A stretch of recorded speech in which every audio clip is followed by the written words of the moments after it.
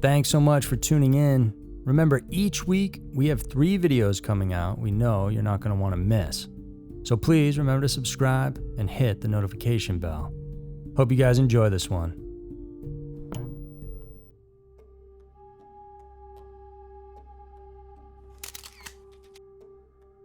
Five sacred places with evidence of human sacrifice.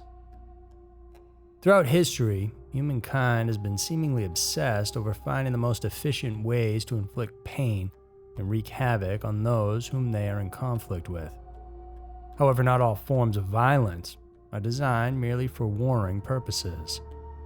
Sometimes they are also done for religious or ritualistic reasons. In this video, we're going to witness some of the bloodiest and most barbaric practices ever. Here are 5 sacred places with evidence of human sacrifice. Number 5, Mound 72, St. Louis, Missouri. Historical records indicate that in earlier civilizations, there had been a widespread practice of sacrificing the lives of retainers, commoners, and even family members upon the death of an elite person.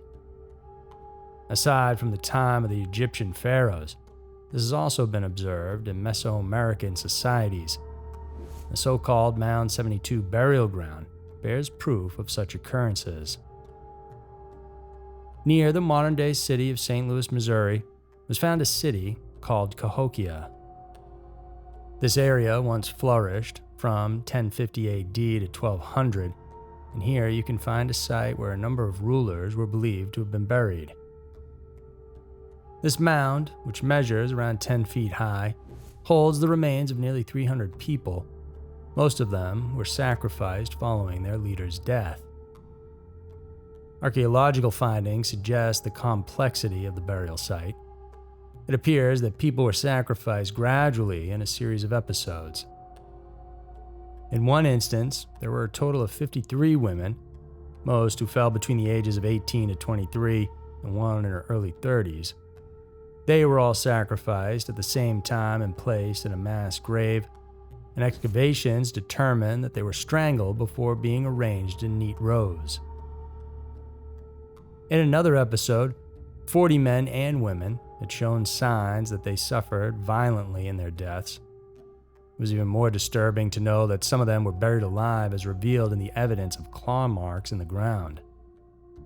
From here, it seemed like they were trying to dig themselves out from the mass grave that they were stuck in. Out of all those buried in the mound, 2 residents stood out though. They were laid with 20,000 marine shell disc beads arranged in the shape of a falcon. Experts believe that some or perhaps all the sacrifices were dedicated to these 2 individuals. Although the reasons may differ from one culture to another, the offering of human lives during the burial of a powerful leader was based on the belief that these unfortunate souls could still serve their ruler even in the afterlife. Knowing this, you'd be hard-pressed to find a situation as doomed as being placed in eternal servitude. Number 4, Flakstad, Norland County, Norway. Their longships have sailed the high seas, crossed oceans, and reached lands as far as the Mediterranean in North America. Also known as raiders from Scandinavia, the Scourge of the North, and Hell Incarnate. They've been called so many names, but one thing's for sure. Vikings were extremely brutal in war and even in death. History has been rife with accounts revealing their gruesome exploits. Aside from plundering villages, towns, and cities, they would kidnap people and bring them back to their homeland as slaves. Women, of course, had it the worst, as they were subjected to horrific abuse as sex slaves. And if you thought this was barbaric enough, the Vikings had also been reportedly sacrificing their captives as offerings to their dead masters. In an archaeological excavation in Flakstad, which is in Norland County, Norway, archaeologists discovered multiple graves that seemed to support this notion. The ancient graves, first uncovered in the early 1980s, had since been overlaid with modern structures.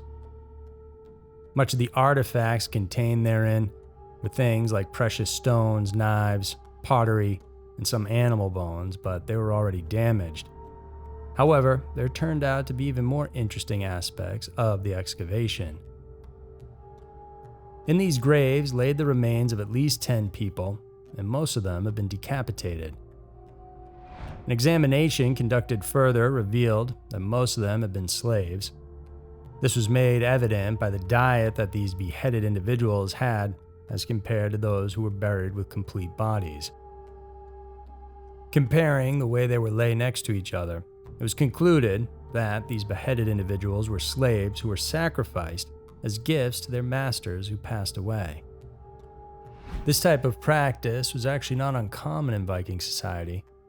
There have been countless other burial grounds excavated where residents were found in situations reminiscent to that of being sacrificed, like tied hands and feet and decapitated heads. One researcher said, "It is assumed that such persons were grave gifts and would follow their masters in death." Surprisingly, there have been accounts suggesting that not all of these human sacrifices were made involuntarily. There were records showing how a group of slaves would often volunteer themselves to follow their beloved leaders in what was called Valhalla, or warrior heaven in Viking mythology. Should you find yourself in that situation, would you offer yourself up as a grave follower to your master? Or would you rather save yourself from that unnecessary death? Number 3, Temple of the Moon, northern Peru. Before the Incas, the land of Peru was home to many other ancient Mesoamerican civilizations, including the lesser-known northern people called the Mochi. Their empire thrived and lasted from about 100 to 800 AD. One of the empire's pinnacle achievements was a complex called Houses del Mochi, or the Temple of the Moon. Although its reputation could be easily overshadowed with that of its bigger and larger version, the Houses del Sol, or Temple of the Sun, the Moon Temple, nonetheless, has its fair share of infamy. The same with their counterparts, the Mochi people, put priests and warriors on top of the social hierarchy. They were given sweeping powers over those belonging in the lower class. A warring society, much of their ideals revolved around war and religion. In fact, these two things are of the same kind, which is why they place great emphasis on these aspects. For instance, they would regularly conduct one-on-one duels between their own warriors. These brutal events would be overseen by their priests, and losers in these battles had it the worst. Should they actually survive the bloody clash, a much more painful way to die awaited them later on. On top of the Temple of the Moon and in front of the crowd, the winner would slit the throat and drink the blood of their beaten opponents. Apparently, this wouldn't be the only way for the Mochi people to make bloody sacrifices. After a war, warriors would make sure to bring live captives back to their capital, where they would be made as offerings to the priests. At their hands, these defeated combatants would suffer some of the most brutal kinds of death. This was made evident by the mural paintings that adorn the adobe and brick temple. Showcased in these artworks were scenes of naked and tied up men being put to death, most of them by decapitation. Archaeological findings seem to coincide with this as well. Currently, there have been found the remains of around 70 residents. Researchers believe that these victims of human sacrifices had come from distant lands. Archaeologists speculated that the manner in which these corpses were being disposed of are clear indicators that they didn't belong to the Mochi group. Around the area, they uncovered skulls that were used as drinking cups. The decapitated bodies, meanwhile, were propped up in a way that the blood would flow down to the ground. There were also observations suggesting that the corpses were then swept away into a nearby ditch and left there to be picked off by vultures. As with anything in this world, nothing lasts forever though. Due to a prolonged drought, the Mochi eventually abandoned the site altogether and settled in a distant region. What they left was later taken over by several other empires like the Shimao and the Inca. Number 2. Shimao, Shenmu County, China. Quite unsurprisingly, a number of research and excavation projects revealed that China, as with any large civilization in the past, had also practiced doing human sacrifices. Along the Yangtze River, in what is now known as Shenmu County in China, there was an established city called Shimao. It was one of the largest Neolithic settlements that was founded in this area 4,300 years ago. For more than 300 years, life in this ancient stone town flourished. However, everything came to a halt when there happened to be a rapid shift in temperatures on the lowest plateau, sometime between 2000 and 1700 BC. The site was completely abandoned and forgotten, only to be rediscovered in the early 21st century. Beneath the ruins were buried some of the most gruesome and grisly secrets, giving us a picture of what citizens in Shimao had done in the past. During their initial excavation project, archaeologists uncovered 80 human skulls laid under the city gate. What made this discovery disturbing was the fact that their bodies were nowhere to be found. Moreover, these skulls belonged to young women who died around 4,000 years ago. And upon further examinations, experts noticed that these skeletal remains actually bore evidence of violent deaths. Although nothing is yet conclusive, the test results indicate that the victims were either bludgeoned or set on fire. The greater question that confronted these researchers was why the residents of this mass grave were all women, and also why were they beheaded? Although it's yet to be confirmed, archaeologists believe that these poor girls were probably captives of war or kidnapped women from other territories. It's likely that they were offered or sacrificed in ceremonies that mark the founding of this ancient stone city. The gruesome killing of these women in Shimao seemed to tell us how particular the ancient people were when it came to sacrificing humans. Perhaps for them, a female sacrifice would bring more weight to their efforts. Or maybe they found them as an easier target for their wicked rituals. Number 1. Templo Mayor, Mexico City, Mexico.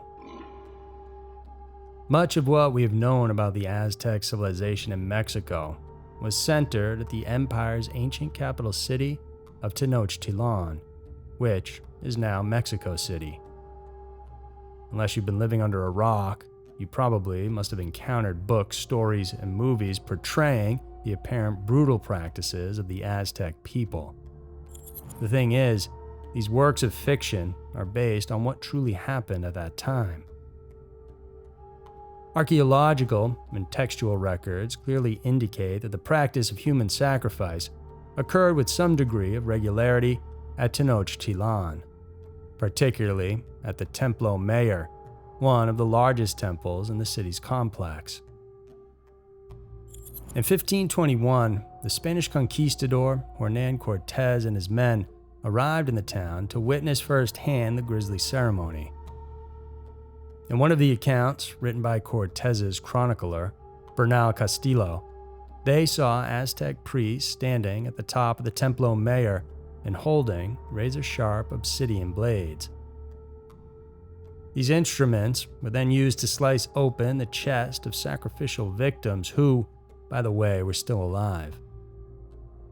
We could only imagine the agony that the person laid on the altar had to go through. These priests would then pull out the person's heart, showed it to the ecstatic crowd, and raised it up to the heavens as if offering it to the gods. The head would also be cut off and tossed down the crimson-colored steps of the pyramid. These observations were further corroborated by Andres de Tapia, another European conqueror. In his accounts, he described 2 rounded towers that flanked the Templo Mayor on each side. This was no ordinary tower, as it was made entirely of stacked human skulls. Though some would argue that the numbers could very well be inflated, a lot of records seem to mention about the time when more than 80,000 people were slaughtered in one single incident. These men, women, and children were reportedly killed during the inauguration of the Templo mayor. Many modern historians seem to refute that perhaps these reports were widely exaggerated by the witnesses. It was supposedly made to justify the atrocities the colonialists had committed against the natives, such as murdering the Aztec emperor Moctezuma, sacking the city of its huge wealth, as well as enslaving its people. However, the archaeological expeditions conducted sometime later in 2015 and 2018 had once again given weight to the claims of the conquistadors. What they found were material evidence and proof to back up the records. There were questions raised as to why the Aztecs carried out such brutal ceremonies. Anthropologists said that this practice is deeply ingrained in their culture, beliefs, and religion. For the Aztecs, their sun god was waging a war against darkness. If darkness won, the world would come to an end. So, to prevent this catastrophe, the people had to feed the deity with human hearts and blood, and lots of it. On the other hand, the ritual of sacrificing war captives and publicly displaying their skulls serves as visceral reminders of the strength of the empire and the extent of its domination.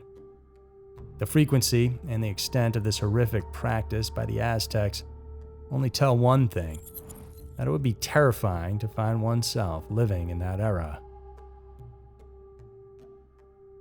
So there were 5 sacred places with evidence of human sacrifice. It's quite unnerving to know the extent of violence that humans are capable of doing. Though they were widely accepted and even encouraged in the past, such practices will remain etched in our history as one of the most horrendous things that we ever did against our fellow humans. Thanks for tuning in to another episode of Scary Mysteries. Did you guys know that all of our videos are also available as audio only wherever you listen to your podcasts? So we're there in however way you want to consume the content. And for even more in-depth and crazy stories, check out our Every Town podcast, because every town has a dark side.